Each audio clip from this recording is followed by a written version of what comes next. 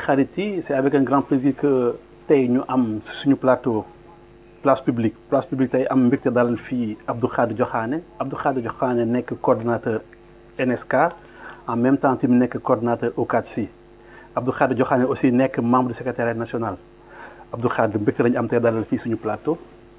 waaw frère maa ngi lay nuyu maa ngi lay ziar. c'est un plaisir aussi partagé.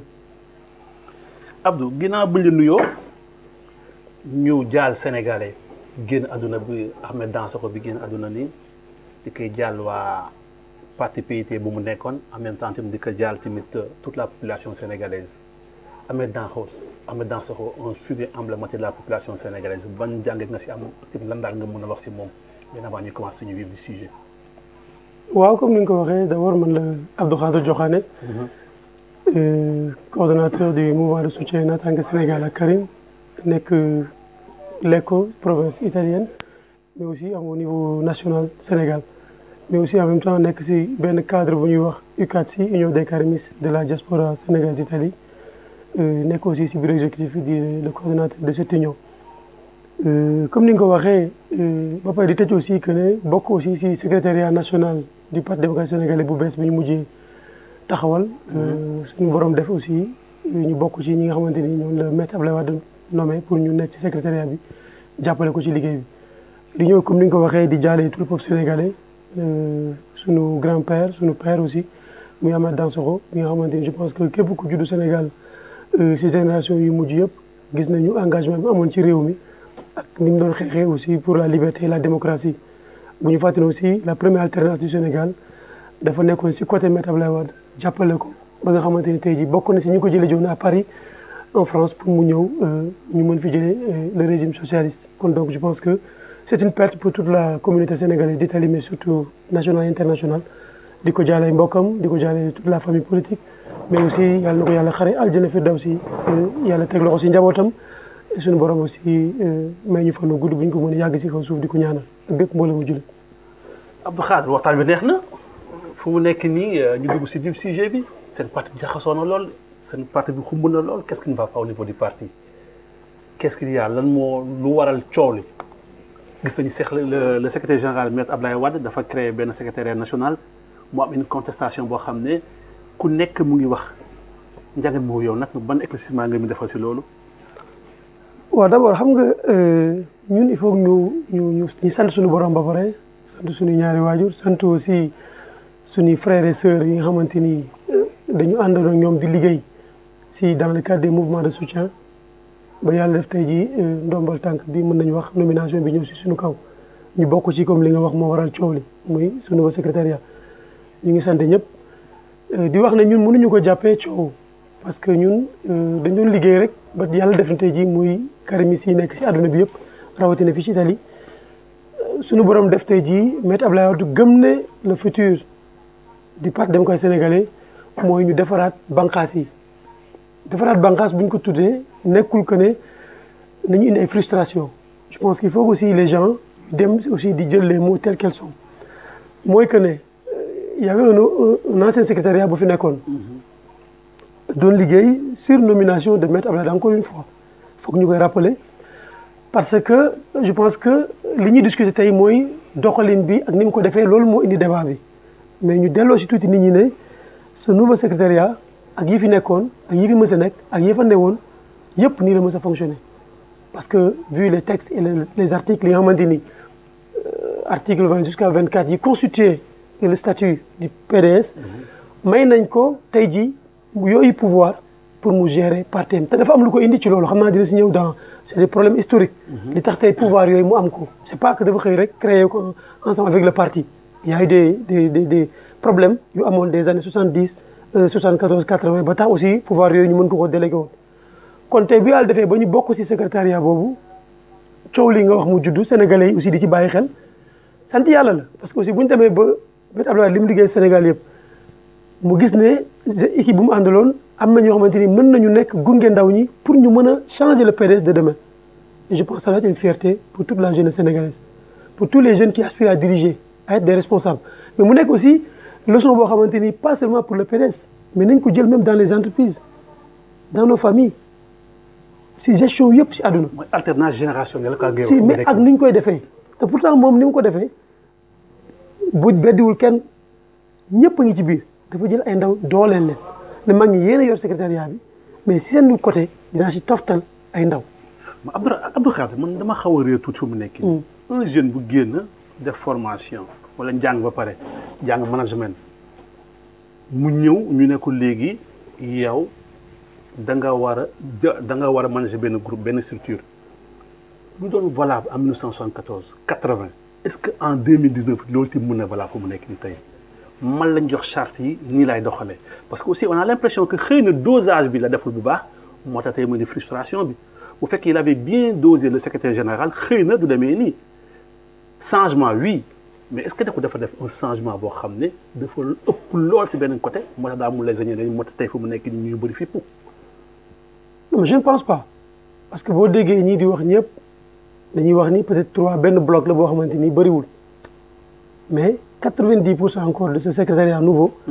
ñu bëri ñu woon secrétariat bu bees bi passé bi parce que ay Waré Sarr ñu ngi ci ay Mayoro ñu ngi ci ñeneen nañu Bara Gaye ñoom ñëpp nekkoon nañ ci xam nga kon donc su fekkee am na benn pôle boo xamante ni te sax ñu ngi ci encore une fois même peut-être l'ancien secrétaire général adjoint moo ci nekkul bi Omar Sarr mais ñeneen ñi nekkoon ñi ànd ak moom ñëpp ils sont encore des nominés ah buñ ko fàtte ñoom ñoo delloo seen i ndomba tànk.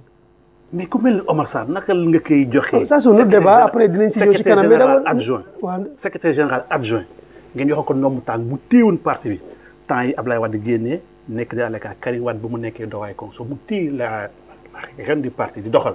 ñu dem ba tey renouvellement am ñu taxaw beddi ko nii foofu kay moom moo tax ñu wax est-ce que frustration bi tamit doo ko mën a comprendre en ce sens là. waaw d'abord balaa ñuy egg ci frustration boobu dañuy eggali ne suñu raisonnement mooy jëm si liñ la wax ne bu nit ñi dañoo dindi mag ñi dugal ndaw ñi loolu ni ñu ko defee amul mélange loolu laa ne non am na mélange bi ci war a am le dosage a été bien fait parce que tey jii mag ñi nga xamante ni ñu ngi xelal Maître Abdoulaye Wade depuis bu mu nekkee parti ba léegi jugee pouvoir nekk opposition 90% sont encore ci wetam ñoom Doudou Wade ñoom Waré Sarr ñëpp a ngi ci wetam jege ko di ko jàppale ci liggéey bi tey jii ndaw ñu dugal nag dañu nekk si jamono boo xamante ni comme tey niñ ko yàgg waxee parti il faut moom ay animation et c'est logique tey mënoo jël benn Doudou Wade ne ko il faut ngay wër Pikine pour animer le parti te am ay jeunes yoo xamante ni depuis presque 7 ans ñu ngi liggéey sur le compte de Karim Wade et des mouvements de soutien ñëw apporter un plus positif pour le parti et n'oublions pas tey bi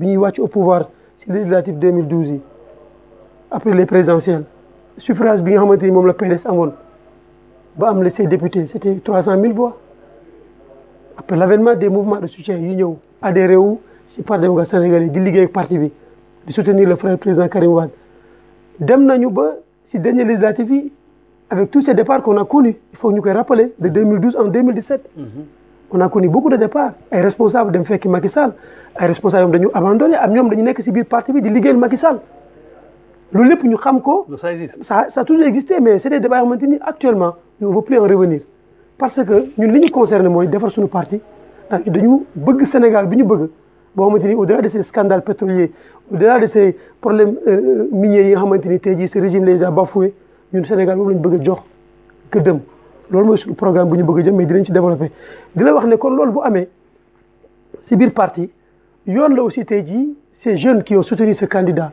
leur frère de parti Karim Meïssa Wade au-delà d'être un candidat c'est un frère de parti kon donc aussi muy subir une injustice que tous les Sénégalais ñu ngi ci teg seen bët pourquoi pas ces jeunes-là qui ont porté le suffrage de 300 000 ñu yóbbu ko à presque 600 000 voix de ces dernières législatives doubler le suffrage ñooñu amuñu njëriñ si liggéey bi.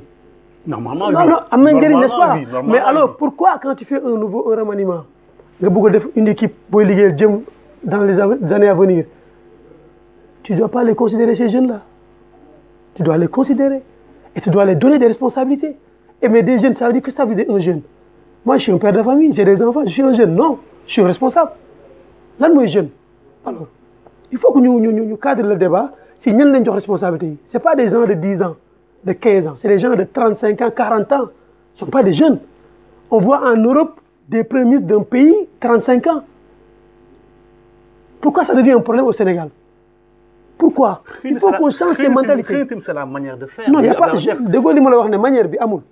Manière bi daf li gën a démocratique. Abdou Khadre est-ce que nekkul dañ la fal moo tax nga ne manière bi amul aussi parce que un observateur averti toog à l'écart c'est bien que ñu ngi ko mettre Abdoulaye Wade doxalee mën na la bañ a demee nii dosage bi dañuy ne moom matul est-ce que tamit nekkul dañu jël génération du concret teg ko si biir PDS on ne comprend pas moo tax gars yi. Qu'est-ce que ça veut dire génération du concret. génération du concret mooy loo xam ne benn mouvement xam ne Karim Wade moo ko jiite woon nekkoon si biir PDS.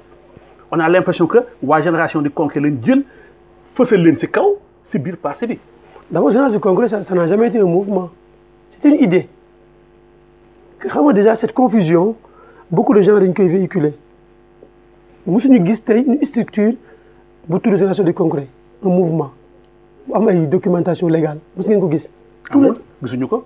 parce que ils ont. mais voilà foofu laa bëgg non il faut que ñu développer loolu parce que c'est intéressant parce que Sénégalais ñu si bëri même ñi des militants du PDS beaucoup dañu dem si idée boobu que c'était un mouvement bien vrai que c'était une structure boo xamante dafa regrouper des jeunes yu am une idée des idées excusez-moi concrètes pour le développement du Sénégal de demain on appelle ça génération du concret c'est-à-dire il faut être concret comme li ma la wax léegi ne pourquoi en Europe ou d'autres pays, tu vois des premiers ministres d'un pays à 35 ans, 40 ans.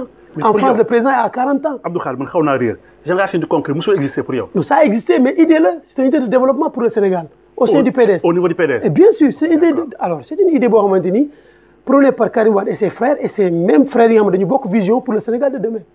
Et la structure boobu lañ tuddee génération du concret. ñu nekk am ñoom nag di ci yëngu en Italie ñi di ci yëngu yeneen dëkk bokk ci idée bi mu jóg comme ni nga ko waxee tey jii loolu depuis combien d'années ça n'existe véhiculé wuñ ko encore il y a les mouvements de soutien à Karim Wade directement qui sont yu juddu mouvement de soutien yi tey mën nañ ne bu ñu leen bëgg a tuddee ñoom ñoo nekk place génération du concret non parce que tey jii man bi may soutenir Karim Wade je n'ai jamais été de génération du concret quelqu'un d'autre mais bu ñu taxee seetlu. mais la vision je participe sur la vision. mais bu ñu taxee di seetlu si mouvement de soutien si seen secrétaire c'est-à-dire seen camarade Karim Wade bëri ngeen lool est-ce que il paraît que tamit daa am ay côté yoo xam ne chaque fois dafa am tuuti ay frustration ñii dañuy contester légitimité ñeneen ñi ñii di wax ñun la donc kan mooy liggéeyal Karim Wade kan moo liggéeyul Karim Wade fu mu nekk mais je n'arrive pas à comprendre aussi. donc liggéeyal Karim Wade c'est-à-dire alors il faut pas ñu mélanger les choses Karim Wade c'est un militant du PDS comme man comme ñeneen ñu suis choisir mu nekk le candidat du Parti démocratique sénégalais par congrès mu gagné ko. liggéey Karim Wade ça veut dire quoi ça veut dire que l'injustice bi ñu teg ci moom y a des mouvements yu juddu di ko jàppale aussi sa candidature pour mu jiite Sénégal ndax gëm nañu c'est l'homme potentiel pour ce pays. pour le Sénégal et on a des convictions sur ça léegi nag su fekkee ne tey ñiy liggéey ci parti bi liggéey lu ñu Karim Wade Parti démocratique Sénégal la ñuy liggéeyal il faut ñu bañ a fàtte ne dañu nekk ci benn entité muy PDS moom moo ñu tënk ñun ñëpp. bu ñuy ñëw c'est mouvement de soutien la ñu ñëwee. am ñoo xamante ni dañu ñëw directement nekk des militants du PDS. mais mënuñu def dara luy ëmp Parti démocratique sénégalais lépp a ngi ci biir parti bi kon donc bu ma nangu ñu ne ñi ñu fi dugal dañuy liggéeyal Karim Wade non mais bien sûr ñi ko doon jàppale te mu nekk le candidat du parti tey nañu wax ne tey ak ñi toog di revendiquer kan moo gën a légitime si suñu gis-gis à être un leader du PDS de demain. te bu nekkoon seen candidat parti Karim Wade nekkoon seen candidat parti PDS. mais tant que amul encore candidature boo xam ne aussi c'est vrai d'accord foofu tamit Abdou Khadre xam naa ni si mën waxtaan baax a baax bu naan am na ay laaj yoo xam ne après daal naa si relancer surtout ñu laaj un candidat boo xam ne gisuñu ko mu ñëw si élection yi quand waxoon na dinaa ñëw un candidat boo xam ne tamit ñi dañ koy dégg virtuellement c'est-à-dire un candidat xam ne de loin lay taxaw di commander aussi ñun les observateurs avertis on ne sait pas réellement est-ce que c'était un candidat xam ne il fallait choisir c'était un candidat wala circonstance moo taxoon ngeen def ko candidat aussi. mais xam nga soo nee circonstance donc day mel ni que ne dañuy dem ci encore di wut ay alibi c'est un candidat boo xamante ni sa candidature elle est valable elle est réelle dañu nekk avec une dictature boo xamante ni tous les Sénégalais ñu ngi ciy gis seen i bët mais dañ ci bëggul wax candidature am dañ ko rejeté d'une manière injuste amul lu ko mën a tee doon candidat dañu def ay loi assemblée dem changer def ay modifications lépp pour éliminer ko kon donc nga xam ne sa candidature elle est valable pourquoi ils ont fait ces lois kon donc adversaire politique là. Dans tout ce combat il faut ngeen jëlee ko nee na mu gën a simple que ñu bañ di fustiger Karim Wade ou di fustiger quelqu'un d'autre il faut fustiger ce régime qui a utilisé tous les moyens du Sénégal si benn nit pour mbay nekk candidat c'est seulement ça. pour yow bu fekkee da ngay régime bi nekk sur place dafa utiliser tous les moyens. mais yow xam nga ko tu le sais comme d'autres Sénégalais le savent. non alors lan moo tax régime bi ragal Karim Wade à ce point là bu fekkee Karim Wade moom amul leen loo xam ne daanaka jiite bi Sénégal à part nomination bi capable mu defoon. mu ngi si structure de parti bu tudd le PDS qui au minimum un parti boo xamante ni mën na la yóbbu deuxième tour mën na def deuxième tour par force s'il a ses militants il a un soutien des Sénégalais ils sont des Sénégalais yu tuddee seen bopp des karimistes au-delà des militants du PDS kon donc un suffrage de 1 million de Sénégalais qui vont aller voter pour ce parti ça existe déjà de base kon kuy diriger dans un pays candidat au parti boobu tiital na la rawatina mu nekk koo xamante ni il a fait ses preuves au Sénégal si lañ ko dénkoon mu liggéey Sénégalais yi gis xam ne tey jii lu ñu xawoon ndamoo Maître Abdoulaye Wade nekk suñu père ñun ñëpp mais lui aussi il a fait quelque chose. il a mis des idées nouvelles. comme lan exemple.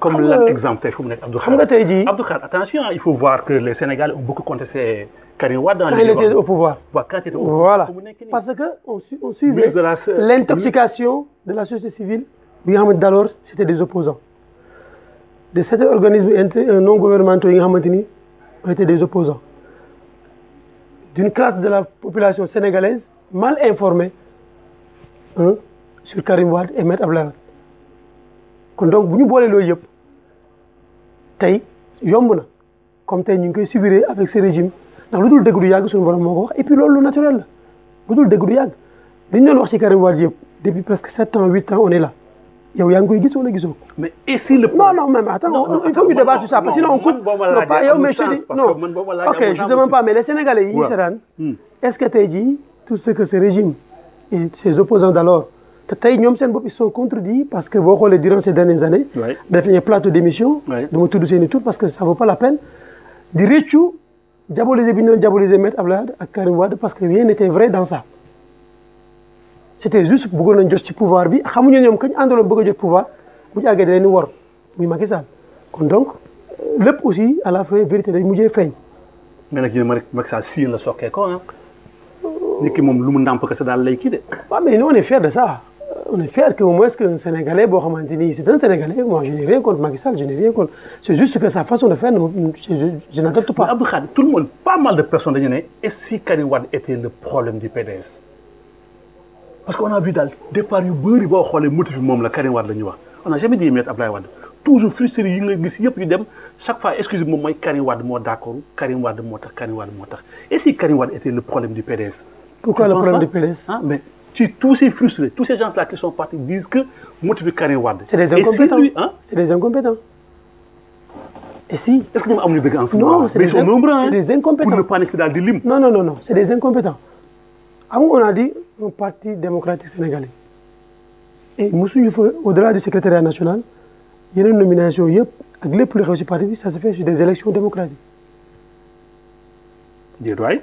si secrétaire national c'est pouvoir secrétaire général donc il fait ses nominations pour équipe bu ñu àndal c'est le gouvernement du parti on travaille là-dessus mais léegi su fekkee bu ñu bëggee def candidat présidentiel wala suba war nañ def secrétaire général bu bees avec texte yu bees ak lépp yu bees mais ku bëgg sampa sa ndënd xam nga wax ji. yéen ñeme ngeen loolu. non Omar Sarr attention. non xaaral ma àggali non xam nga dañu ñëw léegi si loolu xam nga c'est trop facile nga toog opinion nationale bi di déglu ngay diaboliser une personne boo xamante ni du leen tontu attention Karim Wade a beaucoup à dire et le jour viendra il va le dire te boobaa Sénégal dinañ dégg xam nga ñoom ñooy wax ba léegi mais l'autre partie aussi il doit parler. mais qu'est-ce qu'il va dire. attends on va arriver léegi yow yaa ngi si benn parti nee nga tu es légitimement dans ce parti. ouais. ñu ne règle parti donc soo bëggee donc jiite secrétaire général il faut on va au congrès. ouais.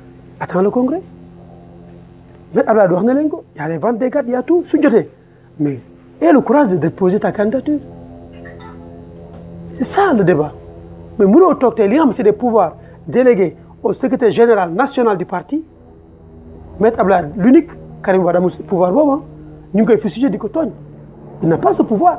non dañu ne moom lu mu ànd rek PDS mu nekk waaw. lu mu àndul mu nekk déedéet. alors balaa ñu àgg ci loolu d'abord nañu respecter xam nga loolu mooy li ma wax c'est une information bu ñuy intoxiquer les Sénégalais nañ dem d'abord sur les règles du parti amul kenn ku am sañ-sañ di nommer ay nit ci biir parti bi ku dul Maître Abdoulaye moo ko am ay pouvoir am ñëpp xam nañu te tey ñoom ñi di la wax loolu nee leen ba ñu fi nekkee depuis 1974 ba léegi est-ce que ñoom aussi daaw ñu utiliser ces pouvoirs là bi ñu leen doon nommé Omar Sarr on nous a nommé Omar Sarr de 2012 jusqu'en 2019.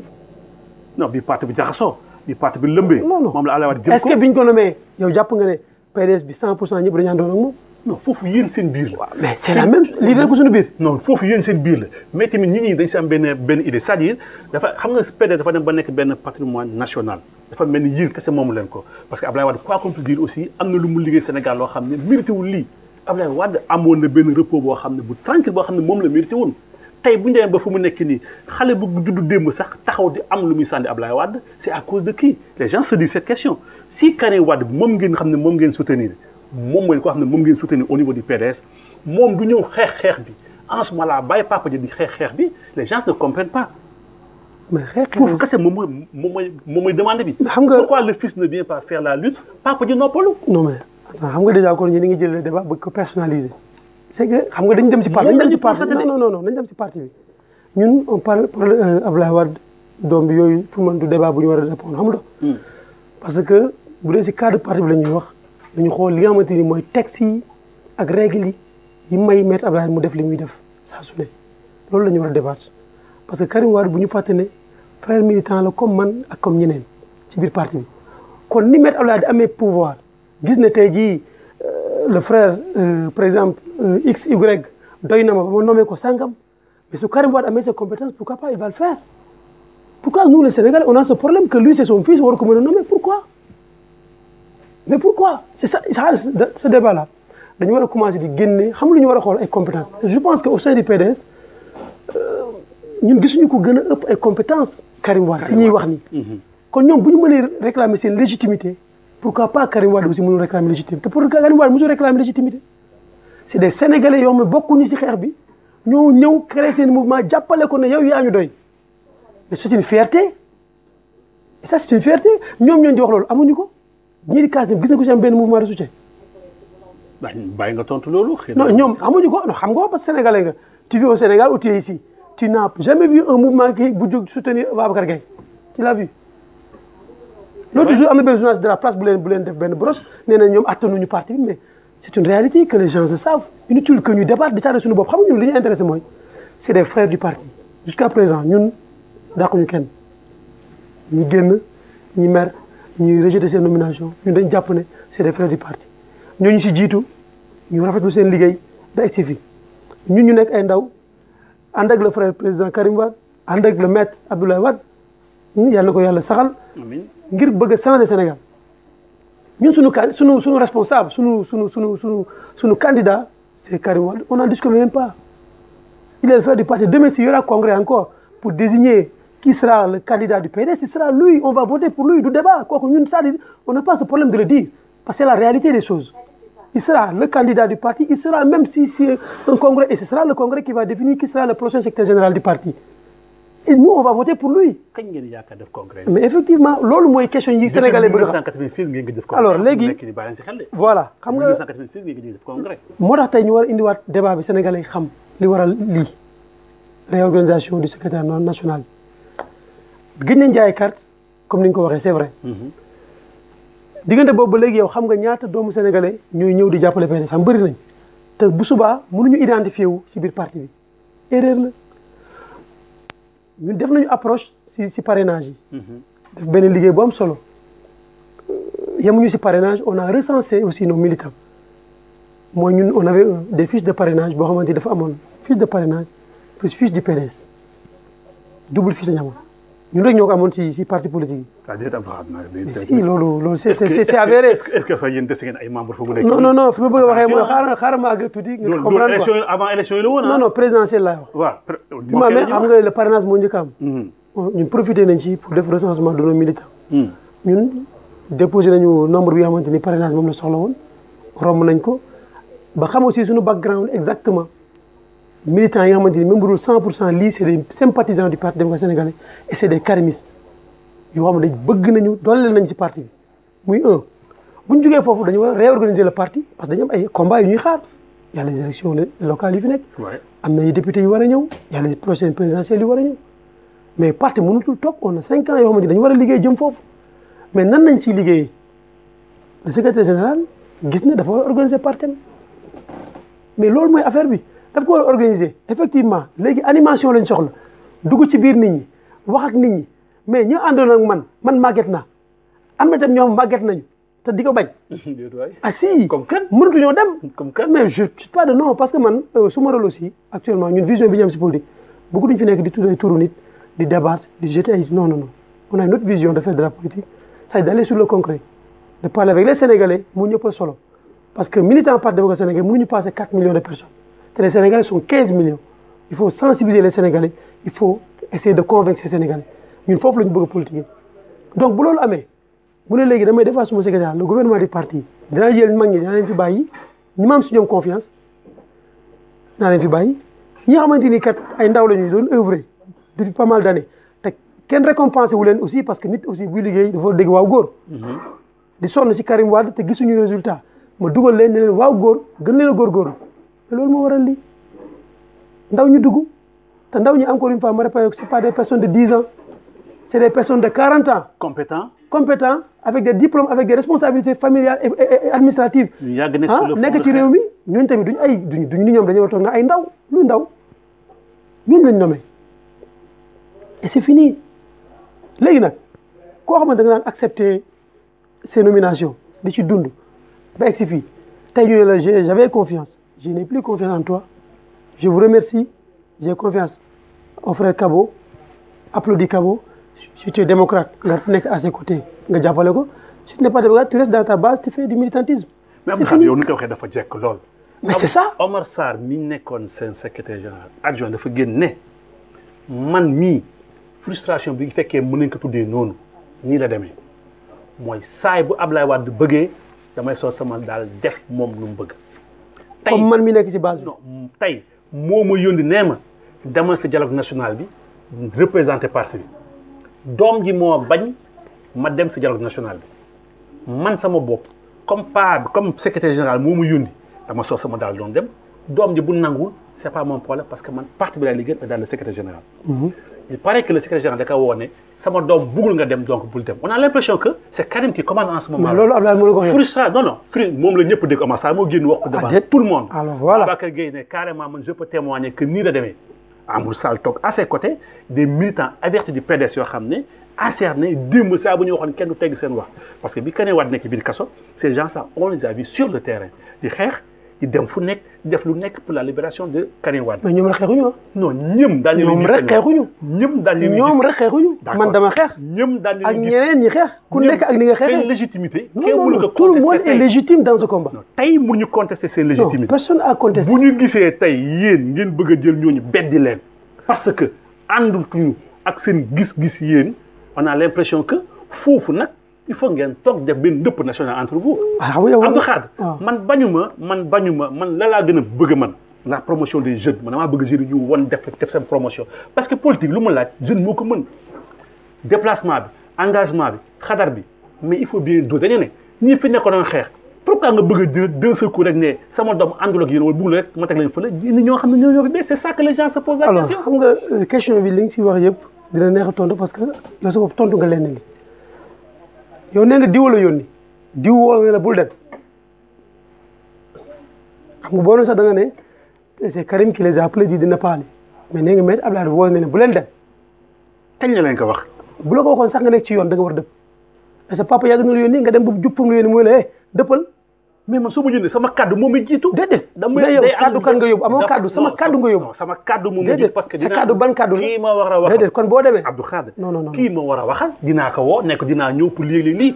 mais si turu kan engagé ba pare si turu kan ngay waxee sa tur si c'est personnel personne va intervenir il faut que les gens se résistent un peu si c'était personnel qui va intervenir dans ce débat ce n'est pas notre problème c'est pas parce que tu es allé pour parler au nom d'un parti qui a son propriétaire les textes ñoo ko may ñu mettre Ablaye donc mënoo ne yow da ngay dem si turum benn mbir ba pare borom ki moom ki mbir mi yor les lois actuellement ba keneen ñu koy dindi mu ne la bul dem am naa si beneen vision quand même yow sa bopp joxe nga réponse bi kooku mënutul am raison bu continuer sa route il peut plus avoir raison quand même mën na bañ a dem bu xëy na def ne da nga maa yónni woon nekkoon naa ci yoon dëpp naa ndax diw ne ma dëpp c'est justificatif su ko neexee moo président Macky Sall ne ko je peux plus venir parce que on m'a dit de ne plus aller c'est une excuse lu valable la léegi ki wax bul dem nag am na ay raison aussi wala yéen ki wax rek moom kooku moo war a am raison ki wax bul dem amul raison.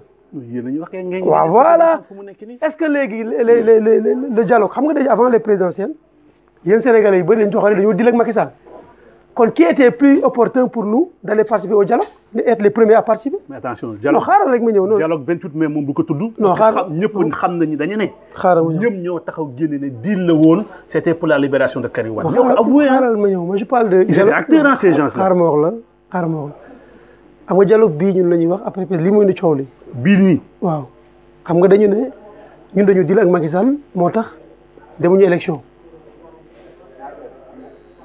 Sénégalais yi la majeure partie kon bu ñu wootee dialogue je pense que ñu ñoo rek les premiers à aller. pour yow loolu la. mais xaaral ma expliqué nekkul jël Abdou Khadre xaaral non xaaral Sénégal ñu ngi déglu je veux que Sénégalais yi xam tey lu bëri yow buñ la yow yaa ngi dem si turu parti ñu la bul dem kon kay ñun diluñu bul dem ndax la ngeen di dialogue ji ñun intéressé wuñu ñun suñu problème ak Macky Sall te xam na ko su doon amnistie wala ay dialogue je pense que am nañ ko on l'a déjà obtenu nous on veut pas ça nous jusqu'à présent suñu injustice bi ñu xeex ak ce régime dañ koy continuer di xeex même si Sénégalais nous laisse seul avec Macky Sall mooy que réouverture du procès de Karim Wade parce qu'il a été condamné injustement et là où le droit a été dit d'une manière véridique dans les organismes internationaux yi Karim Wade est sorti vainqueur devant l'État du Sénégal. Encore une fois, les Sénégalais dañu war a au moins am un peu de honte sur nos autorités parce que mënuñu on est une république et lépp lu ñu décidé fu ñu dem ñu ne ñun ñu décidé baaxul man su ma nee Sénégal damay rus si samay njiit damay rus. Malgré tout, il a été condamné hein. Par la force il faut oser le dire par la force c'est fini su nit ñi waxee nag par la force là on peut s'abstenir quoi dans ce débat. mais ñun mënuñu comprendre non il faut le dire par la force. su fekkee ne condamnation judiciaire juste la ñun dañ ne amul warul am parce que amuñu ñoom lan leen war a firndeel ne li ñu jiñ kii am na wala li ñu def am na kon kay ñun mënuñu ko accepter.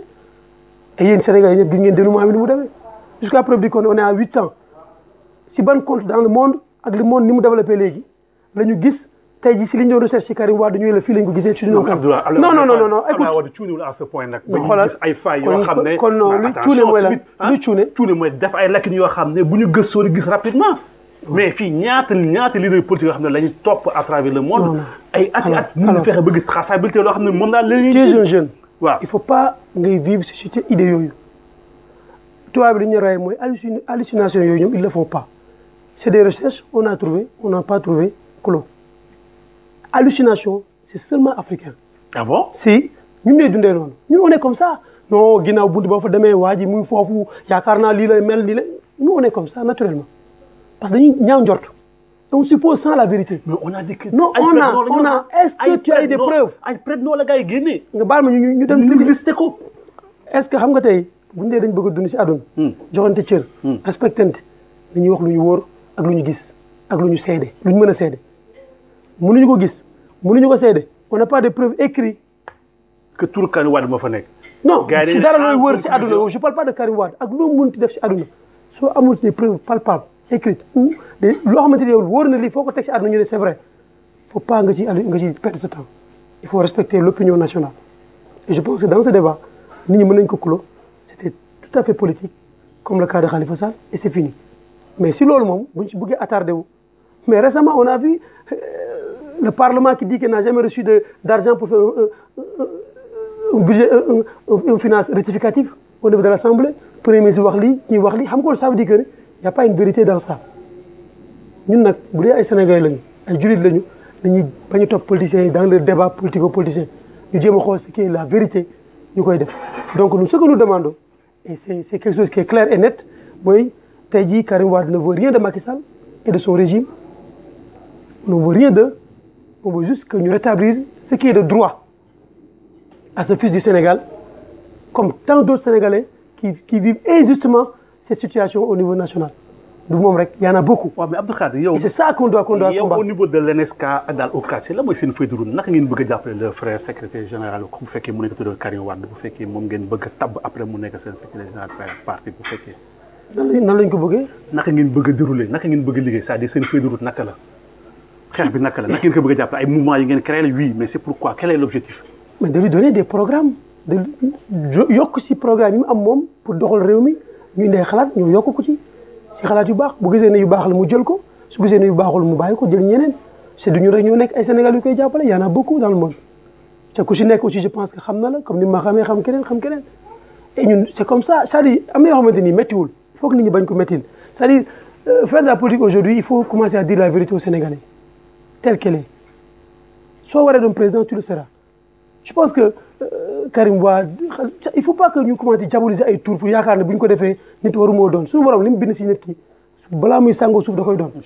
incha allah kon donc inutile que les gens tey jii le cas de Sonko s'est réveillé si benn temps bu ndaw kenn xalaatu ko woon c'est parce que war na doon dara Sénégal je ne sais pas c'est Dieu qui le sait mais actuellement au moins est-ce que il s'est fait voir si af de temps boo xamante ni bu ñu yoroon ñoom seen i lampe war a mën a fay dañ koy fay mënuñu ko voilà pour Karim Wade voilà pour man mii wala keneen ak keneen ça il faut qu'on commence à respecter les Sénégalais d'abord. Et c'est ça qui manque sur nos hommes politiques. Ils ne respectent pas les Sénégalais. Le malheur en est que tu vois la situation déjà, période hivernage, tu vois la population, comment ils vivent. Comment ils vivent cette population sénégalaise. Abdou Khadre, quel sera l'avenir politique du PDS avant ñu génn loolu. Un avenir radieux. Avec cette nouvelle équipe, un avenir radieux. Parce que déjà, il y a de l'expérience, il y a des compétences de jeunes. Et des compétences positives des anciens aussi.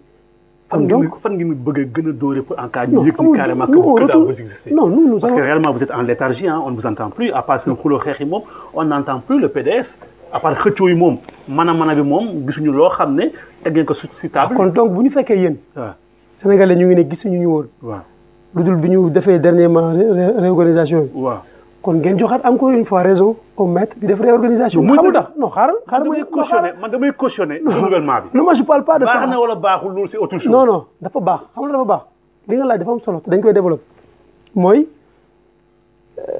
amoon na ab ndërmeelu. nelaw bu metti sax. léthargie dëgg. et pourtant les moyens étaient là pourquoi c'est ça les grandes questions ñi fi nekkoon ñu nommé woon leen pour ñu diriger parti bi ba xam dañu doon liggéeyal seen bopp wala dañu doon liggéeyal Macky Sall. wala dañu doon liggéey pour Macky Sall gën a sacrifier Karim c'est des questions qu'il faut poser à eux ils n'ont qu'à répondre mais nous ce que nous savons c'est que les moyens étaient là les militants étaient là les jeunes sont là plus déterminés plus engagés Sénégal 2 manifestations fekk na ma fa parti politique yi li ñuy bëri yëpp s'il y a pas les karimistes mobilisation ba si médias yi dañ koy wax karimistes yi ñoo fi nekk. non bu la karimistes waaye on a vu des gens de passer non moi je suis pas en concurrence avec personne non attends frère moi je suis pas de faire un débat pour me faire de concurrence avec personne. non kenn waxul concurrence parce que boo la maanaam du ma sax libellé si ay diw ak diw xam nga dama wax loolu. su exemple positif pour ma jël ko si Pastef je le prends su exemple positif pour ma jël ko si PS je le prends. non Khalifa Sy la ñu gën a gis. non il faut pas dire ça je te laisse poser le débat toi-même personnellement sénégalais yi dañ la tontu je ne vais pas répondre ça parce que yow moi j'ai été sur le terrain j'ai vécu ça en dehors de ça aussi Sénégal li fa am lépp si ay manifestations avant ces élections amul benn parti politique bu gën a mobiliser le PDS avec les karimistes ça n'existe pas ça il faut pas parce que y a les moyens que le PDS a que ñoom amuñu ko y a aussi des jeunes je pense que ce qu'on ñu regroupé si ay jeunes ay mouvements de soutien amul benn parti bu ko regroupé au Sénégal mais c'est une vérité mais nous avec li ñu def nii yëpp tey li ñu Macky Sall def nii yëpp tey ji ñu génn avec deuxième sur les élections législatives avec 25 députés 600 000 voix presque ak département yi ñu sàcc dem jël seen benn parti PDS coalition wattu gagnante jël benn nit fay ko pour mu def confusion sur les électeurs on sait tout et pourtant on est arrivé à 600 000 voix. mais tey ngay wax loolu 600 000 voix mais on a toujours dénoncé ça là comment kañ lañ ko. tey ngeen soog a wax loolu au niveau du PDS ah. comment tey lañ mu soxla kon yow peut-être c'est la première fois qu'on fait un plateau ensemble on a toujours dénoncé que le PDS malgré li mu subir yëpp continue nekk parti numéro 1 au Sénégal je vous dis 1 je parle pas numéro 2 numéro 1. ñu nangul la ko. xam nga numéro 1. waaw nañ décortiquer. non ñu nangul la ko rek. nañ décortiquer. non du nangu c'est la vérité. waaw parce que tey jii l'APR qui est au pouvoir. ne dépasse jamais les 20%. seul l'APR je parle pas de la coalition Benno Bokk Yaakaar. ne dépasse jamais les 20%. jamais. te bu gënu chuter sax laay wax yeneen parti lan la PDS est constance au minimum sur ces 500 000 voix da koy am. moom rek PDS. mais ñun kan lañu àndal ci élection yi kan mais kan. ah tey boo wax kan nga àndal tey. ah déet il faut non bul ko minimiser. non xam nga dans ce débat ñan nga àndaloon. Abdou Khadre. waaw Abdou Khadre ñan nga àndaloon. xam nga tey jii ñan la ma àndaloon. waaw question par respect minimiser mais c'est les chiffres qui parlent on parle de la politique mënoo jël PDS ay suffrage am ak ñi ma àndaloon nga leen di méngale. saa ñoom du ñu feeñ sax su fekkoon dañuy xool légitimité de chiffres et de numéros duñ sax feeñ te xam nga li ma la wax donc ñun dañu baax ànd yaatal mais suñ dee xool ci ay chiffres statistiques ñun ak ñoom du ñu feeñ ci ñoom c'est des 0,1% 2 quand même. ñu nangul la ko. ok c'est la réalité ça au niveau du PDS. ñu am saare constat daal groupe bu ñu créé. mais sont des frères non qu'est-ce qu'ils ont. da nga leen di dàq ou bien daal ils vont rester au niveau du PDS. ñun dàquñu kenn ils ont eu des responsabilités ils ont été nommés comme ni ñu leen ko yàgg a defee ci biir parti bi on les tend toujours la main Maître Abdoulaye ñëpp xam nañ ne c'est un démocrate il a dialogué toujours avec tout le monde ku dugg ci gouvernement du PS 2 ou 3 fois xam nga ne kooku du tëjal buntam ñoo xamante ni dafa xeex ak ñoom depuis 1974 ba léegi dafa ànd ak ñoom di xeex il est toujours ouvert ce vieux. dinaa ñëw Karim Wade mooy toujours boo xam ne mooy slogan boo xam ne moom lay wax kañ nga ñëw Sénégal ñu gis ko fu mu nekk ñëw. Les Sénégalais ont élu un président. jël les moyens du Sénégal jox un président. jël les pouvoirs du Sénégal jox un président. jël tout ce que le Sénégal a eu et le Sénégal a si lépp rek jox ko benn nit. du président Macky Sall. ok je pense que c'est plus légitime que cette question vous lui posez à lui. à Macky Sall. si. waaw tey moom ñu taxaw si Macky Sall génn récemment def benn sortie di wax il y a plus de 307 milliards yoo xam ne dañ koy yàq en 7 ans si ay autos yoo xam ne dañ ko jënd pour état bi téléphone di fay plus de 16 000 milliards et consorts pour yow ban jàngat nga am daal c'était un opposant qui parlait c'était le président qui parlait wala un homme sincère qui parlait devant le Sénégal. je ne sais pas am naa si vision mais je ne sais pas parce que c'est comme une confusion. il a été sincère au moins. non c'est confusion là. Parce que après 7 ans de règne 8 ans bientôt nga ñu soog a génneel ces chiffres là te yaa ko doon gouverner yaa ko doon def ak say nit soo ñu ko waxee man je pense que ñi nga doon déglu sax si c'était conscient en eux-mêmes ñu baal ma waroon nañ jug bu dee saal dem seen yoon si c'est respecté eux-mêmes. même si le Sénégal même si le président parlait aux Sénégalais. il devait dañu waroon jug dem seen yoon. Abdourahmane parce que nga baal ma foofu parce que c'est ñu baal ma mais c'est un peu insulter l'intelligence des personnes. Je ne peux pas te confier un pays, tu demandes un deuxième mandat. Après ton élection, tu me dis qu'il y a tant de milliards jetés à l'eau comme ça. Alors que tu as dit, bon, à Ndoukoumane ou quelque part, au Sénégal, les gens ont un problème pour boire de l'eau potable. Abdou Khadre, l'insécurité qui se mène au Sénégal. Insécurité oui, un problème. Au Sénégal. Tu seras à l'aise aussi pour dire attaquer le président Macky Sall. Insécurité, est-ce que moi, ou bien c'est la population sénégalaise, nous devons conscientiser? Moi, en première ligne. Parce que comme ni mu ko waxee léegi si gestion xaalis bi nga xamante ni ay xaalis bu ñu ñàkk la si gestion yu baaxul mën nga ci yokk insécurité bi mën nga ci yokk aussi le manque d'emploi des jeunes des femmes qui donnent des naissances sur des charrettes yëpp mën nga ko ci wax mais kan la. est-ce que ko processus boo xam ne moom da ko doon. non mais doon amul doon ça n'existe pas da ngay trouver benn affaire tu viens avec d'autres idées équipe bi moo baaxul équipe bi mu yore.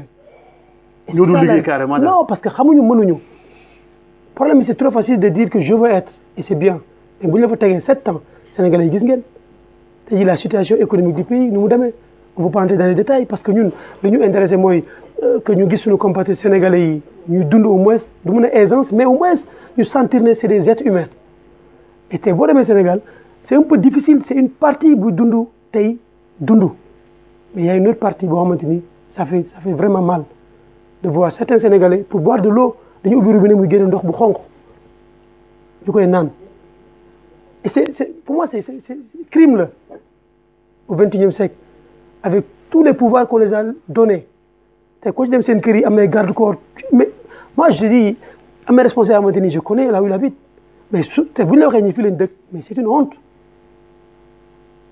pour notre Sénégal bi nga xamante ni tey jii am na ay xéewal yu fa génn ñu war a gën a avancer xéwal yi ñëw nekk beneen coow seen cuune voilà ça xam nga déjà je pense que pour résumer. Abdou Khadre xéwal yi moom bu ko tudd de. foofu góom la de góom boo xam ne man suma sañoon moom waroo ko laal sax. parce que non dañ koy laal ak fierté non xam nga loolu. mooy li ma la xam nga tey suma sañoon da ngay bàyyi mu sedd rek ma bañ ko tudd. ndax nga nekk xam nga tuddal xam nga la tuddal. waaw parce que c'est toujours de l'intoxication boo nga xoolee dama la siy jox benn yoon boo xamante ni mooy ñoom ni ñuy gouverner te boo leen mayee bët rek noonu la ñuy gouverner lu ñu leen wax ñu ne PDS moo ko defoon xaar rek ma ñëw xoolal barki dem bu mu tawee si tawee taw bu métti bi ñu ne tunnel Soumbédioune bi dafa inondé c'est le PDS qui l'avait fait mais comment on peut développer dans cette mentalité là comment c'est-à-dire xam nga su fekkee benn affaire da nga ko fi jëlee. Abdou Khadre non xaaral ma ñëw rek bu fekkee da nga jëlee benn affaire si nit. waaw parce que da nga jàpp ne yow il a mal géré ou il a mal fait. moi je pense que c'est déjà fini pour ma lay étiqueter waat ci loolu ndax loolu la tax ñu jëlee la fi. tuddaat la sax sama gàcce la. dëgg la kon donc man dans tous ces trucs là bu ngeen tuddee PDS sax gàcce la dans 7 ans avec tous les pouvoirs qu'il a si on continue encore à dire du PDS c'est une honte parce que yow tey jii le cas du tunnel où est l'ONAS où est le service de maintenance il mange l'argent du pays xamuñu ne tey jii Sénégal c'est un pays sableux boo xamante ni suuf si day dugg ci canaux yi pourquoi pas révision di ko nettoyer yëpp ñoom xalaatuñ ko que au moins que tey jii la pluie pour ndox mi jàll il faut que mu am benn passage. mais démb fi ngeen nekkoon takat l'histoire bégayée c'est vrai hein. Bégayée ça veut dire quoi. c'est-à-dire affaire inondation bi saa bu tawee moom problème alarme moom dafa mës a am au niveau du Sénégal. ce qu'a fait Maître Abdoulaye dans l'inondation personne l'a fait. ce qu'a fait Maître Abdoulaye dans l'inondation personne l'a fait et lim si résoudre kenn du ko si résoudre ça moom les Sénégalais on est témoin de ça lim ci def amul benn gouvernement ba ko ci def te moom li mu subir ces inondations je pense que ce régime n'a pas encore subi ñaan yàlla mu subir ko. benn jour le temps 2 heures de temps tu as vu Dakar comme est bloqué l'économie est bloquée carrément donc c'est inutile ça nous actuellement parler de ces gens-là sincèrement c'est normal parce qu'on est des Sénégalais de parler du ministre du Macky Sall. non mais nous on veut même pas. ressources kenn du ko tudd ñun on veut même pas parce que déjà mu soxee ko léegi yéen PDS da ngeen bëgg a aakimoo Sénégal bu la jëlee Sénégal ak jamono ñu nu mel ni fan ngeen war a départ ngeen yaakaar. là il faut commencer fu mu nekk nii wala boo leen xelal Macky Sall fu mu nekk nii état bu ñu toll. non du ma xelal Macky Sall. doo ko xelal. non mais moom mooy président sénégalais. il a son équipe pourquoi ma koy xelal je veux même pas lui proposer quelque chose moi nous en train de préparer un programme alternatif à Macky Sall. qu'est-ce à proposer aux Sénégalais. qu'est-ce que vous proposez aux Sénégalais Sénégalais loolu je suis content. qu'est-ce que vous proposez aux Sénégalais à Macky Sall. il a été élu il a une équipe derrière lui nañu liggéey ñoom bu ñu mënee mën nañu man li may wax ak li may def Sénégal laa koy waxal ak suma leader. suñu parti. li mu ma ñetti grand axe yoo xam ne boo ñëwee tey daal foofu daal ngeen di viser rapidement ñu commencé xool comment. non loolu doy problème Abdou Khadre Diokhane c'est le problème du PDS te su ma la waxee man ce sera personnel mais le PDS aura une route pour développer le Sénégal mais tey su ma la waxee sumay point ce sera personnel te am naa sumay vision man waxuma yow Abdou Khadre bi nekk biir PDS yéen PDS boo la ñëwee tey si nguur quels sont les 3 grands mais xam nga tey jii mooy li ma la expliqué transactions yi su ma la ko waxee tey jii nii si équipe boo xam ne ñu ngi ko créé il y a même pas 1 mois ñu war a réunir war a teg suñuy ligne de conduite war a teg suñuy directive kon donc xam nga dama lay wax loo xam amul wax loo mën naa juum wax loo xamante ni ëllëg du demee noonu bàyyil peut-être nañ dajawaat ba parti bi teg ay directives am teg lignes ba ñu réunir parce que tamit loo gis dañu war a bàyyi di wax aveuglement il faut que ñuy nangu di réunir dans les instances et décider ce qu'on veut pour ce pays. mais yéen depuis démb kon yéen lan nga doon liggéey pour le Sénégal alors vous n'avez. mais tu vois tu me parles du projet fini du projet futur et tu me dis lu ñu def mais je parle pas lu ñu def. non pour man fu ñu jëm la ñu wax. non parti continuité la. pourquoi démb ñi ñoo fi nekkoon tey ñi ñoo fi ñëw. non ça peut être continuité le parti. mais la gestion et les projets ça peut être différent. ça peut être différent. bien sûr le Sénégal bu ñu bëgg pour 2024 jëm ci kaw mën na différent ak bi ñu bëggoon il y a bi ñu dund tey ak bi ñu bëggoon il y a 20 ans c'est possible parce que. avec la haute technologie actuellement mënoo am les mêmes visions yi nga amoon il y a 20 ans tey jii man tey jii su ma tey les grandes lignes c'est tellement simple c'est-à-dire il faut d'abord ñu commencer sur la formation professionnelle aux jeunes c'est très important. am na solo trop. xam nga kooku loo xamante ne même bu ci doon investir des milliards ça vaut le coup et pourtant Maître Abdoulaye Wade l'avait fait jël le budget à 40% du budget national def ko ci l'éducation c'était pourquoi au moins ñu jàng ba pare ay nit bi ñu jàngee mën a bind mën a lire. tey boo leen bëggee defee une formation professionnelle ce sera plus facile ci koo xam ne jàngul yoon la woon loolu. mais actuellement kooku benn programme la comment faire que les Sénégalais du ma ne ñëpp nekk ay entrepreneurs mais au moins la génération future bii ñëw. nekk des entrepreneurs. surtout c'est très important. et comment faire aussi ñu commencer au Sénégal nos déchets nos productions nos petites productions yi ñuy def dans le domaine agricole dans le domaine de l'élevage que ce soit des productions industrialisées.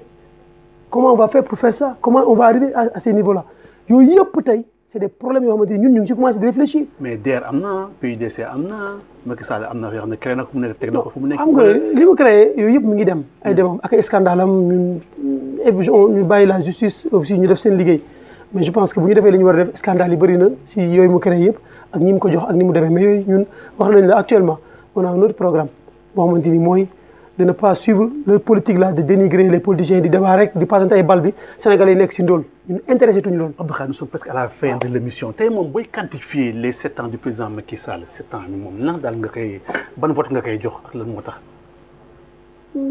peut-être man mën naa ko jox benn note boo xamante ni ñu ngi jàppale yenn Sénégalais yi si budget si social bi je pense xam nga nu mu tuddee sax encore le truc social là qui donné aux Sénégalais yi nekk yi nga xamante ni dañu néew doole.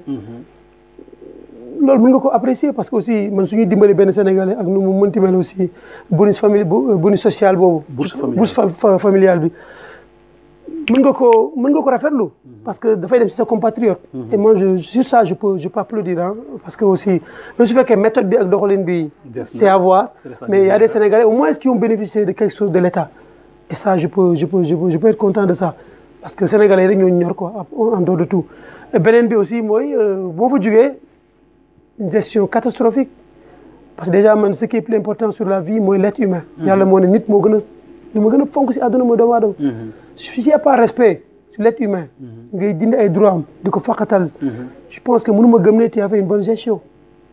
parce que pour pouvoir développer un pays il faut des ressources humaines yu am doole. te ressources humaines yëpp boo leen di bafouer su fekkee du sa intérêt. il faut les emprisonner et je pense que man mënu ma gis ne il a travaillé. parce que Sénégal dafa am lu mu am mooy collégialité bi ñu am si suñu dëkkandoo yi ak ni ñuy dundee en tant que sénégalais ni ñu mës a mel mooy jàmm bi ak kaalante bi defante lu baax du tee aussi bu jotee ku nekk dem liggéey li nga war liggéey mais tout ça là avec ce régime on les a perdus. il n'y a fait ethnicisme il n'y a fait beaucoup de choses yoo xamante ni c'est pas du Sénégal. c'est à déplorer. c'est pas du Sénégal les kan moo doon faute bi pour yow et c'est eux les gens qui dirigent parce que ñoom ñoo yóbbu Sénégalais ci yoon boobu. et c'est malheureux le pays ne mérite pas ça et c'est pourquoi man mënu ma ko jox note bu positive malheureusement su amee ambition ak idée aussi peut-être c'est seulement personnel mais la réalité ne donne pas. mais tey bu ñu waxee ni ki bu ñu delloo seen biir PDS bu fekkee est-il possible de recoller les morceaux de l'animosité quand on sait qu'il y a 2 camps au niveau du PDS ce sera possible pour ñu recoller. amul 2 camps encore une fois moom laa doon wax léegi amul 2 camps ñun benn camp moom. il y a ceux qui sont pour li Ablaye Wade def ak ñoo xam ne ils sont contre li Ablaye Wade def. xam nga il faut ñu jël ñaari camp mu am. xam nga ñi d'accord ñu. xam nga tey dans toute démocratie. c'est comme ça. une élection même présidentielle ou législative tu vois jamais un parti qui gagne 100%. c'est toujours 40. 80 70 les suffrages dañuy basculer. donc dans ça aussi même dans les partis c'est comme ça. parti bi yeneen nekk Sénégal sax da ngay gis ne ki jiite day dogal am ñoo xam dañuy contredire c'est normal ñun li am dañu bëgg xamal Sénégal yi lu logique la. nii la mës a demee il faut pas que d'abord sénégalais yi ñu leen wax ne dañuy def lu dul yoon. loolu laay bañ nit yi di ko véhiculer. li ñu def lu légitime la. lu légal la lu yoon la ba pare. léegi nag gisoo sa bopp. am nga sa sañ-sañ. tu es libre de dire nii laa gisee woon. mais écrit au secrétaire général national. nga contester booy contester. non doo contester nga joxe sa vision. faut pas contester parce que mënoo ko contester parce que bu doon lu ñu contester ay élection lay doon. ça on peut pas contester ça. dama la ko wax léegi du lu ñuy contester moom bu dee. mais nag changer la méthode boobu quoi. c'est un peu archaïque nag. non attends xam nga frère. man tey moo tax en mode de gestion d'une gestion agendale mooy taxaw di parti bu ñu gérer en 74 ba léegi di ko continuer en 2009 c'est pas. frère xam nga yow yaa ngi. non foofu lay tënkee non foofu lay tënkee. même tuuti rek foofu lay tënkee. je félicite Ablaye Wade d'avoir osé. changer foofu moom je le félicite changement bi osé na. maa ngi koy félicité mais façon bi kese la ñuy wax daal fu mu. waaw léegi foofu moo tax mooy la dama lay jox raison mooy ñun ñëpp tey jii nii débat bi si foofu laa la bëgg mu leer si bopp Sénégalais ba pare. léegi nag perspective yi nag ñu soog ci wax. dëgg la mais il faut que mu leer que lii ñu dogal ak lii ñu def nii la war a nii la mën a nekkee et nii la war a demee mënoo ko contester mën nga nag bind secrétaire général envoyé ko si secrétariat am ne ko kat président secrétaire général frère secrétaire général. nii ak nii laa gisee si jamono bi ñu toll si 21e siècle àdduna nii la war a doxee àdduna nii la war a doxee wartul demee nii wartul demee nii wartul demee nii. loolu ñun ñëpp nous partageons cette idée c'est-à-dire qu'actuellement on est 21e siècle et toutes les choses doivent être discutées et doivent être raisonnées d'une manière démocratique. dëgg la c'est vrai. et puis foofu tam benn erreur da ci am bis bu ñu nangoo ne ñoom Maître Abdoulaye Wade warul am dogal. ñooñu ñan mooy beneen camp. mooy ñi nga xamante ni xaw ma ñan la. waaw ñi nga xamante ni ñoom tey d'accord ñu si li mu dogal. waaw nañu revenir ne parti bi dafa am nu muy doxee. du ma ne parti PDS mais yeneen parti yëpp. dëgg la xam nga bu ñu nee parti dafa war nekk mouvement associatif dafa mel ni comme association. mais je pense que dans une association bu dee bu dëkk bi ñu nekk. Brescia ou Lecco. je pense que le président c'est pas lui seul qui finance l'association. dëgg la vrai ou faux. dëgg la alors que soo ñëwee si PDS ak yeneen parti yi nga xamante ni peut-être y a des leaders personnalisés tous les fonds ñu ngi jógee si leader bi bu ñu waree def tey jii tournée pour rencontrer les militants bu Ablaye Wade yónneewul du ñu dem.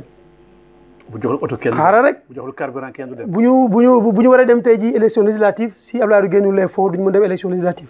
on doit moderniser les partis. xaaral ma ñëw non xaaral ma ñëw xam nga déjà am na débat bi ñu ngi lëndëmal sénégalais xam nga wax dafa yomb bu ñu toogee di lëndëmal sénégalais yi Ablaye Wade alors que il met ses milliards ses millions dans ce parti ñoom ñëpp li ñu doon gagné si moom si régime moom ñu ngi ko jël def seen poste ak seen compte tëj ko tey mu dogal moom ni parti bi di doxee ñu ne ko waroo ko dogal à la fin fan la ñu nekk suñu bëggee ne lépp day démocratique lépp day nekk à discuter à voter nag bu indee 10 kii na indi 10 kii indi 10 man mi xam militant bi ci gën a ndaw ma indi 10 ku ne indi 10 ñu nekk ñun ñëpp 10. boobaa ñu 10. boobaa kenn du taxaw ne waroo nommé. dëgg la mais tey ñoom ñi di wax kan moo ci mën a wax ne da ngay jël sa 100 francs luyel 16 PDS amul. Abdou Khadre nous sommes presque à la fin de l'émission tey lan mooy laaj boo xam ne bëgg nga ma laaj yow te kat laajuma la ko. waaw laaj boobu laaj ko parce que li ñu war a wax yëpp waxuñu ko aussi. je veux dire loolu mooy li ëpp solo. parce que débat yi noonu lay demee mais li ëpp solo rek nañu jiital Sénégalais yi si suñuy question bañ di topp les politiciens ñun objectif bi ñu am de faire de la politique actuellement mooy ak le frère président Karim Wade ak aussi toute cette nouvelle équipe de la direction du PDS du nouveau secrétariat aussi ak jeunes yi nekk si mouvement de soutien yi ak par PDS bi nga xamante ni moom la ñu defar mooy ñu commencé di xam ne politique du xas du xuloo il faut ñu indi des idées positives des idées proposées aux Sénégalais des programmes alternatifs et c'est ça qui est important c'est pourquoi nous le programme de Macky Sall ne nous intéresse pas on est en train de programmer un programme boo xamante ni tey jii dinañ ko wax ak Sénégalais yi dañ ma la waxoon léegi loolu daal je pense que mooy laaj yi nga xamante ni di ko sàkku képp kuy def journalisme wala ngay nekk ci plateau yi dañuy commencer di demander aux gens yi ñëw lan la ñu bëgg ak ci Sénégal les problèmes politiques yi je pense que bu ñu ci nekkee 3 heures de temps d'émission duñ ko jeexal parce que tey avec ce front du PDS là mën nañ def 5 heures de temps d'horloge à chaque fois mën naa la démontrer qu'ils n'ont pas raison ils n'ont pas raison ndax ñoom nomination moo leen fi tegoon aussi ces gens là c'est vrai nomination moo leen fi tegoon léegi ñu dindi leen teg ñeneen ñu ne non c'est pas légal te ñun dañ leen nanguloon bi ñu fi nekkee déggoo ñun ñu kaas dañoo nangu woon même bu fekkee ne d'accorduñ ci on a obéi parce que les lois et les chartes ñoom ñoo ko permettre woon secrétaire général national c'est fini tey moom wóolootu leen te ba tey tëjul ay buntam si ñoom Abdoulaye c'est un homme de dialogue wax naa ko sànq ku dialogue ak PS nekk si gouvernement je pense que ñi nga yar doo xuloo ak ñoom dëgg la normalement kon donc bu ñu nangoo ñëw mais ñoom ñooy toog si plateau yi naan mu ngi may woo mais su may jot laa koy wuy ji mais alors on travaille ensemble tu n'as pas le temps de me rencontrer je dois rencontrer les gens avec qui au moins am naa temps liggéey ak ñoom c'est fini il faut que ñu am courage aussi ñoom ku ci wóolu sa bopp bu dee yow bëggatoo nekk PDS naturellement nga génn si jàmm dem créer sa yëf tu es libre su Sénégalais yi wóoloo fan la mais bul dénigrer le PDS bi nga nekk parce que yow da nga jàpp ne amatoo fa confiance du leader te cette manque de confiance yaa ko liggéey kenn demul ci nopp vieux bi wax ko lii ñu ngi diaboliser Karim Wade ñu ngi koy tooñ c'est ça le problème il faut qu'on dise la vérité Karim Wade tey jii je pense que bu baalu Sénégalais yu bëri yow ma xam dina metti ah son nom mais son nom public c'est normal que les gens en parlent et c'est normal mais non mais c'est vrai mais parce que dire des choses qui n'est pas vrai sur une personne juri la ñu bàkkaar la mais homme public la c'est normal il faut que les gens parlent de lui ñun daal mën nañ benn mbir que Abdoulaye Wade le secrétaire général du PDS Abdoulaye Wade le président Abdoulaye Wade lii mu def mooy promouvoir ay jeunes dañ ci kontaan man fépp fu ñuy fësal jeune damay kontaan des jeunes responsables jeunes yoo xam ne xam li ñu bëgg ak xam na fu ñu teg seen tànk aussi loolu tamit la ñuy ñaan que li mu def mu jig parti bi parce que PDS aussi lu ñu mënta wax tamit patrimoine national la yéen kese moom mu leen ko alalu Sénégal la donc ndamu PS ndamu sénégalais la te jël ay jeunes jiital leen ne leen yéen yaa leen war a doxal jël ay mag tim toog ci leen seen ginnaaw ñu ànd leen ngeen gunge xale yi ndax ñu dem parce que ëllëg jomante ëllëg c'est la jeunesse ah jeunesse moo mën yenn yu bëri et comme ça donc loolu mënoo ko ñaaw peut-être benn bémol moo am moom mooy dañu ne il a mal dosé loolu interprétation Massamba la wala boog Mademba idée bi changé baax na man bëgguma benn constance boo xam ne day dem père pour l'éternel il faut ñu oser itam jox itam la promotion à ces jeunes qui sont là qui sont capables ces jeunes yoo xam ne am nañu ambition am na tamit benn vision boo xam ne magu démb gisu ko. donc c'est pas mal dosé aussi hein il faut dire parce que. non loolu interprétation ki mu la gisee. waaw voilà donc yéen aussi sas bi leen Abdoulaye Wade sas. Abdou Khadre tey fu mu nekk nii yàlla na nekk seen njiglaay. amiin lu muy seeti si yéen tamit yàlla tamit ngeen def ko ba ñu gis ko. parce que tamit seen réussite mooy réussite Sénégal réussite PDS mooy réussite Sénégal parce que après tout lépp lu ngeen dafa c'est pour l'intérêt des Sénégalais donc yàlla moo leen sas ngeen politique ngeen di war a wax si làmmiñu Massamba ak Mademba politique ngeen war a décider si kanamu Massamba wala Mademba donc yàlla na yen bi oyof si yéen. yàlla na tamit sas bi tamit nekk loo xam ne tamit da ngeen ko mu déroulé sans aucun problème et que tamit ngi résoudre seen problème au niveau du PDS mën na ñàkk. bëri na lool. non ñun ce problème là. mën na ñàkk fu mu nekk nii vous ne méritez pas ça mën na ñàkk. wax xam nga mooy li ma la wax léegi xam nga dama la ko wax léegi te peut être maanaam dégluwuñu ko foofu ma dama ne ñun dañu jàpp ne ba léegi c'est des frères et sœurs du parti ba léegi ñun. boo xoolee ñoom ñooy coow ñun coowuñu de ba tey yow boo déggee ñoom ñooy coow te ñun dañ leen nangul ñu bañ a d'accord. loolu mooy ci dogal ñun dañ leen ko nangul. loolu mooy démocratie mais dañ ne leen. mënu leen wax ne c'est pas légitime. d'accord ñun loolu lañ wax ne. waruñu ko wax. léegi nag bañ nga ci ànd. parce que yow jàpp nga ne Abdou Khadre bi ñu teg wala keneen am na keneen ku ko gën a kii wala sangam tu es libre de le dire mais nag da ngay fàttaliku ne. démb dañaa taboon démb dañaa faloon. tey itam dañu tab léegi nag li ñu war a liggéey xam nga mooy lan. wax nga ko léegi muy cette nouvelle équipe. te bu ñu fàtte ne Karim Wade il y a le secrétaire général adjoint chargé de moderniser structurer le parti moom mi nga xamante ni ñun ni ñu ko xamee. c'est un démocrate visionnaire la koo xamante ni tey jii sensu dialogue am na ko jël na ko si baayam je sais que ne pouvoir yi ñuy wax tey moo jox pouvoir Me Abdoulaye Wade moom bëggu ko. bëggu ko pour ëllëg ñu naan moo am pouvoir di nommer non il veut pas ça te je sais que ces pouvoirs là tey jii moom si liy moderniser parti bi demain du lu muy dindi la parce que du la jëmmal et je pense que ñun suñu bopp. li ko may crédibilité tey xam nga lan la est-ce que pouvoir yi ñoo ko may moom tey image am ñu naan Karim Wade c'est pas ces pouvoirs là bi mouvement sujet di juddu pour soutenir ko est-ce que ces pouvoirs lañ basé woon tey jii bu ñu ko bëggee def secrétaire général national Abdoulaye duñu ko imposer de congrès la ñu dem vote ñoom ñi di réclamer wu ñëpp wax naa la ko léegi nañu indil des militants yoo xamante ni neex na Abdou Khadre xam naa moom waxtaan moom nañ c'est un peu de toute façon daal di leen féliciter c'est un peu vraiment kontaan nañ lool. kontaan nañ mais ñu ngi jégalu aussi ok merci. ñun on veut des jeunes qui entreprennent ñoo xam dañu am esprit d'entreprendre oser et puis ñemetim liggéey daal ñemetim lu ñuy defee consort ñu lay féliciter di encourager bu baax a baax une valeur sûre de la communauté sénégalaise. merci beaucoup. merci et très prochainement di sant di gërëm Augustin bi nekkoon ci réalisation bi boo amee koy nuyu nga nuyu ko après ñu tëj émission fii. waaw ñu ngi jaajëfal ñëpp rek di sant ñëpp vraiment di jégalu aussi ci sénégalais yi ñuy déglu bu baax. su fekkee ne aussi xaw nañu wax loo xamante ni dérangé la. donc ñu ngi ciy jégalu ndax je pense que suñu bëgg-bëgg rek mooy wax loo xamante ni nit ñi dañ ciy jëriñ di jaajëfal ñëpp rek au passage di sant encore une fois ni ñu ko waxee woon suñuy waajur. di leen sant bu baax. suñu waajur bu góor yàlla na ko yàlla xare aljanna suñu waajur bu jigéen yàlla gën a yokk taxawaayam vraiment di sant aussi le parti démocratique sénégalais suñu kilifa Me Abdoulaye Wade yàlla gën a yokk taxawaayam aussi di sant le frère président Karim Wade di sant aussi suñu mouvement de soutien yi nekk si àdduna bi yëpp ñu ngi leen di sant di leen gërëm di sant aussi surtout le mouvement bi nga xamante ni tey mooy suñu base fi ñu déparé politiquement muy NSK Natangué Sénégal je pense que nekk au niveau national international ñu ngi sant ñëpp te tey jii le frère Serigne Thiam secrétaire général accompagné ma si émission bi donc ñu ngi leen di sant ñoom ñëpp di sant toute la communauté sénégalaise d'Italie mais de l'ECO précisément mais aussi di sant aussi l'UCATSI muy union des karimistes de la diaspora sénégalaise d'Italie bi nga xamante ne tey bànqaas bu ëmb ay mouvement yu jàppale Karim Wade yu bëri. ma nekk coordonnateur tey jii aussi seen sœur Mame Diarra Diop Thiam nekk vice coordonnatrice dëkk fii si Brescia ñëw teewal leen fi aussi pour jëmmal UCAD si accompagner ma si émission bi ndax je pense que territoire am lañ ñëw lu rafet la di sant aussi le Parti démocratique sénégalais Italie la fédération représentée par le président Mor Diakhoumpa bi nga xamante ni mooy président de la section au niveau de PDS de Brescia di ko nuyu di nuyu rek vraiment toute la communauté sénégalaise d'Italie je pense que man awma seen fay parce que bi ma ci dalee dugg yàggul te je pense que toute l'Italie dañ ma bëggal seen bopp te man loolu xam naa ko bu ma ko waxee bu ma ko waxul donc dama ci sant yàlla di leen remercier encore une fois ci yeneen plateau yal na yàlla dolli jàmm merci et très prochainement Augustin bravo ci réalisation bi ñu la sant leen gërëm bu soobee yàlla à la prochaine alors